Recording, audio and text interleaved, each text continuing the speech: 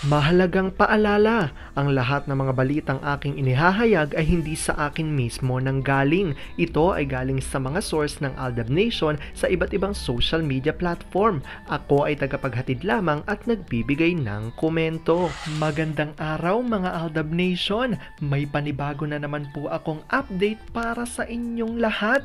Pero bago natin ito umpisahan ay huwag niyo munang kalimutan na mag-subscribe sa aking YouTube channel at i-click mo na rin ang katabing bell button para maging updated ka sa mga latest videos na i-upload ko. At kapag umabot na ng 100,000 subscribers ang aking channel, ay may sorpresa ako para sa inyong lahat.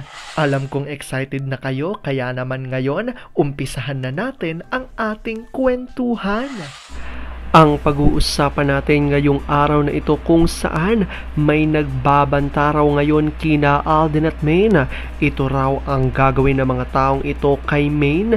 Tila pinagbabantaan nga raw ang dalawa, ngunit si Alden ay naninindigan lang naman sa katotohanan. Ano nga bang ikina-trigger ng mga taong ito kung bakit may pagbabanta raw na ginagawa kina Alden at Maine? Gaano ito katotoo at may sapat nga bang ebidensya ang makakapagpatunay rito?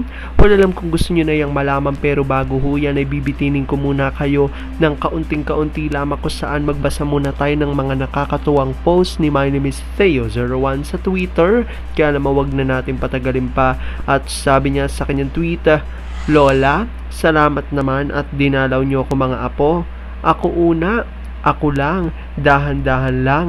Ako upo sa lap ni Lola ko kasi ihag niya ako. Ako lang, mapapalo ko kayo ngayon.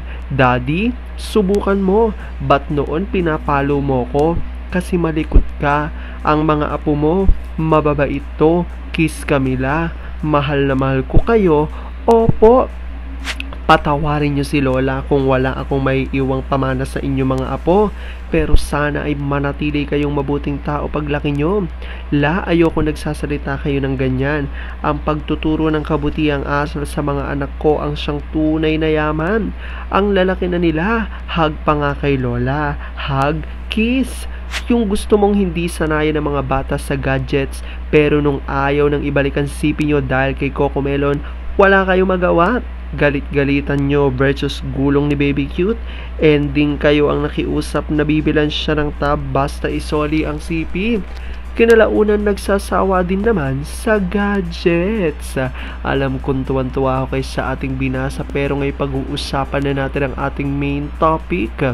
Oops! Wait lang, saglit lang to. May ipapaalala lang ako para sa mga bago pa lang sa aking channel. Huwag niyong kalimutan na mag-subscribe sa aking YouTube channel at i-click niyo na rin ang notification bell para lagi kayong updated sa mga latest videos na i-upload ko at para maging parte na rin kayo ng aking Fanatics channel family. Well, alam kong super excited na kayo sa ating kwentuhan, kaya naman dumako na tayo sa ating main topic. Gaano nga ba katotoo na may nagbabanta raw ngayon kina Alden at Maine, at ito raw ang gagawin ng mga taong ito kay Maine dahil sa paninindigan lang naman na ginawa ni Alden sa katotohanan?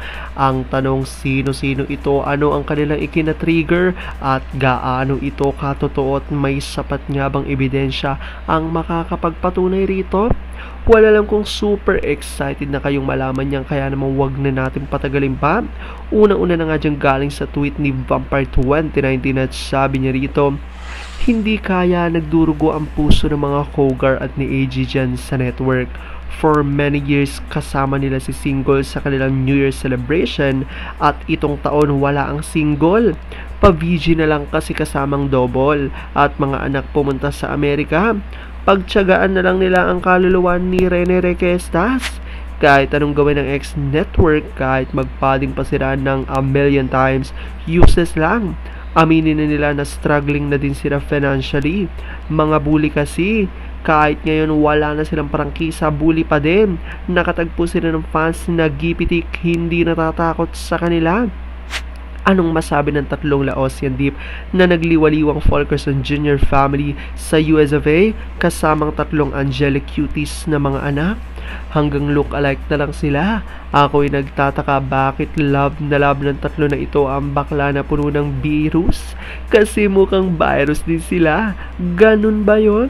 Hindi ba pinapamalita ng Magna Cupid sa army na siyang may-ari ng McDo ng bibis natin?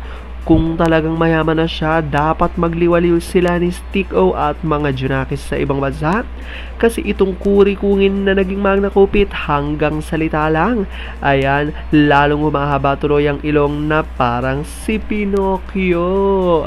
At galing naman kay Twin Flame Australia, lahat ay may katapusan.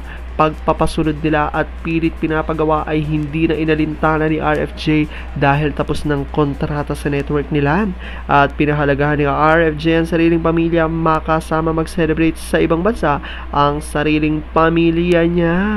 At ito na nga ang revelasyon galing kay Soulmates at ayon sa kanya, eto, IG daw at FB. Tanong ko sa Fanny Walain, kung totoo ang sarsuela, bakit may ganito? Binantaan si Alden dahil sa wedding ring na suot at dahil dyan, lalo daw sisirain si Maine. Ayun pala ay panakot nila. Why big deal wedding ring? Sabi nyo, sakal na. Remember the name. At ito nga inilabas lamang ng isang Aldab Nation source kung saan ayon nga sa kanila dito nga noong MMFF Awards na nakita nga na suot ni Alden ang isang singsing na pinaniniwalaan ng mga Aldab Nation na wedding ring daw nilang dalawa ni Maine. Kaya ayon dito tila may pagbabanta raw na ginagawa ang mga taong kumokontrol di umano sa dalawa dahil sa ginawa na ito ni Alden. Ayon yan sa Aldab Nation source. Alam kong kahit na gano'n marami pa rin sa inyo mas lalong kumakapit at naninindigan na Aldab Nature is real. Pero sabi nga natin na kahit na ano pa man ang magdesisyon ni na Alden at Maine sa kanilang buhay karera at buhay pag-ibig, kailangan natin sila support at kailangan natin itong tanggapin ng buong buo dahil yon ang kanilang deserve. At yan ang aking update for today's video.